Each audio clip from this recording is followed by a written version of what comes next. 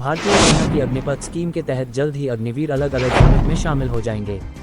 पहले बैच की ट्रेनिंग खत्म हो चुकी है और दूसरे बैच की ट्रेनिंग शुरू हो गई है।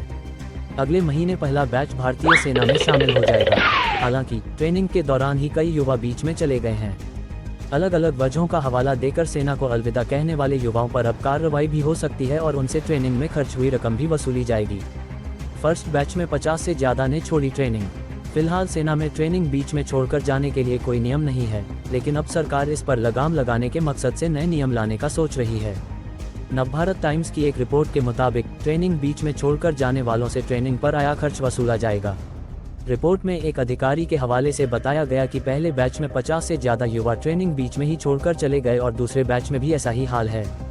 उनका कहना है कि युवाओं से ट्रेनिंग में होने वाला खर्च वसूली जाएगा। इस तरह ट्रेनिंग में सिर्फ वही युवा शामिल होंगे जो सेना में भर्ती होने के लिए गंभीर हैं। अलग अलग वजह देकर सेना को कर दिया अलविदा।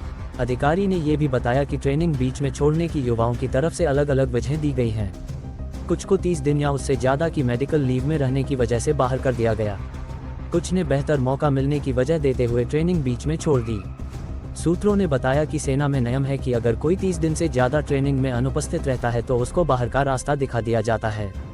1 जनवरी को पहले बैच में 19,000 से ज़्यादा अग्निवीरों को शामिल किया गया था, जिनकी देश भर में 40 अलग अलग सेंटर्स पर ट्रेनिंग हुई थी। 6 महीने की ट्रेनिंग में अग्निवीरों के लिए बेसिक और एडवांस्ड मिलिट्री प्रोग्राम्स शामिल किए जाते हैं। 6 महीने की ट्रेनिंग के बाद अग्निवीर अलग अलग यूनिट में तैनात कर दिए जाएंगे और 4 साल बाद इनमें से 25% को परमानेंट कर दिया जाएगा। हालांकि सेना 50% अग्निवीरों को परमानेंट करना चाहती है, जिसे लेकर सेना ने केंद्र के सामने अपनी मांग रखी है।